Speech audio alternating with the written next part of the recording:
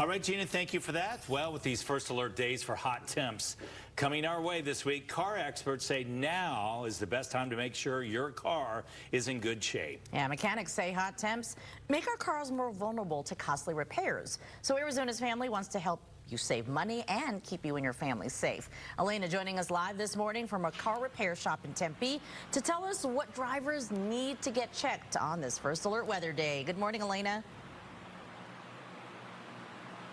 Good morning. As you mentioned there, Tess, it's the difference between, saving money, but also saving yourselves, because especially when we start to near those summer-like temperatures, Glen here with Good Works Auto Repair has been saying that this can cause a lot of vulnerabilities in the car, especially if people aren't continuing their maintenance. So let's start with going over the checklist of things drivers should get checked, so that way they're not in a bad situation out on the roads. Right. Well, what a driver thinks they need to have checked and what a shop does or doesn't actually do, if a tech is lazy or it's not part of their process to look at all of the important things on your vehicle, like the coolant, like the oil level, using the proper oil, using a proper filter.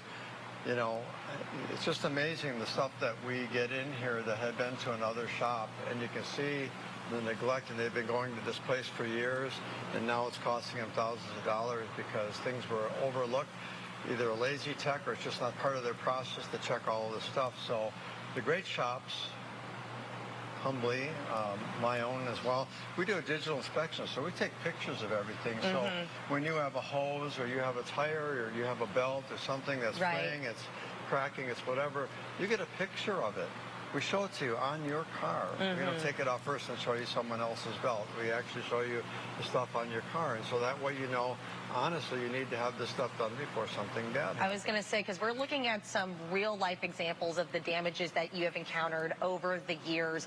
And I want to ask you, because we're trying to help people not get into a bad situation, what is the cost breakdown of getting maintenance versus you have no choice, you have to repair it? Right.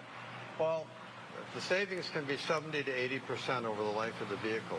So if you want to save 70 to 80%, if someone said they're having a sale at the store 70 to 80% off, you'd be, hurdling other people to try to get in there and save the money. Well, essentially, by neglecting your vehicle, you're just, reducing that savings by, now you're going to spend the 80 or 90% that you could have saved over a period of time doing preventative maintenance. It's really important. It's much cheaper because all of these parts here are accessible and easy to change. Yeah, because you were telling me, this is an oil filter, for example. This is something that you can get replaced during preventative maintenance. Right. How much is it to get this replaced versus the damage it can cause if it's too late? Oh, this filter's like $5.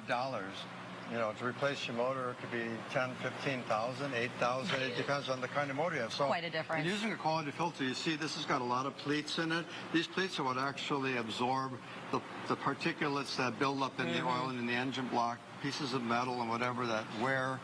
And when you have a filter with less pleats than this, they get trapped quicker, and they plug in the filter, and now your oil pressure is affected by it and everything. The damage is inevitable on your motor. So using quality filter, not everybody does. A lot of these quick oil changes, they buy the cheapest filters they can because they can make better margins on them, but they're really doing damage. You're in a bad situation after that. They're not helping their customers out. Well, I think you've given some really good tips throughout the morning. Thank you so much. And the last tip I'm going to leave you with is try not to fix it yourself. Leave it to a professional, because you might do more damage than you're intending to do and then pay